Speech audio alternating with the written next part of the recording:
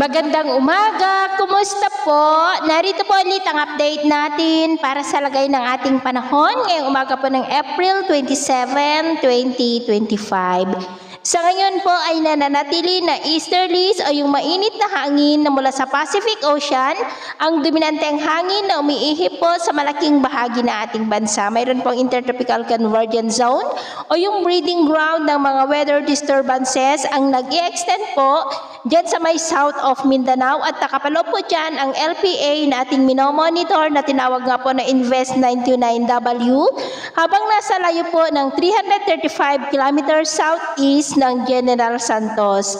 Mayroon pa pong isang shallow LPA mula po dito sa kumpol ng kaulapan na nandito sa labas ng ating area of responsibility sa may southeast of Mindanao at kung titingnan natin na mabuti, posibleng mula rito sa sirkulasyon nito sa labas ng ating PR nagbabanta na mabuo ang maaaring bagyo na papasok sa ating area of responsibility sa susunod na mga araw at tatawagin na bagyong Auring kung hindi po yan malulusaw kaya atin lamang babantayan ang development ng LPA at ang kumpol ng kaulapan na nandito dahil marami pa po ang mabiglaang pagbabago. At ito nga ang pinapakita ng forecast model na ating ginagamit hanggang po sa susunod na 2 linggo. At sa lagay ng ating panahon, ngayong madaling araw ay maayos ang panahon sa malaking bahagi ng ating bansa.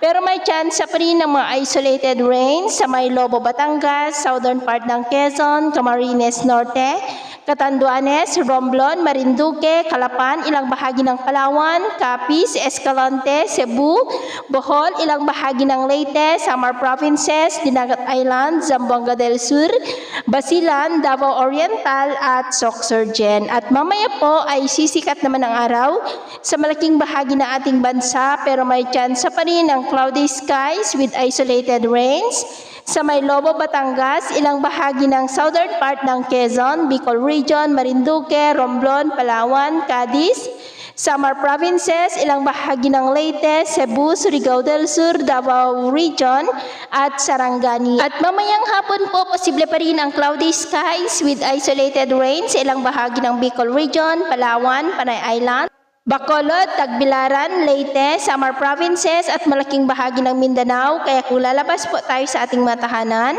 ugaliin lamang po natin lagi ang magdala ng kahit anong panangga natin sa init ng araw at proteksyon na rin po sa mga biglaang buhos ng ulan. At sa atin naman pong mga baybayin, wala naman po tayong nakataas na namang gale warning signals, pero iba yung pag-ingat lamang po kung papalaot tayo para po mas makaiwas sa mga sakunang karagatan.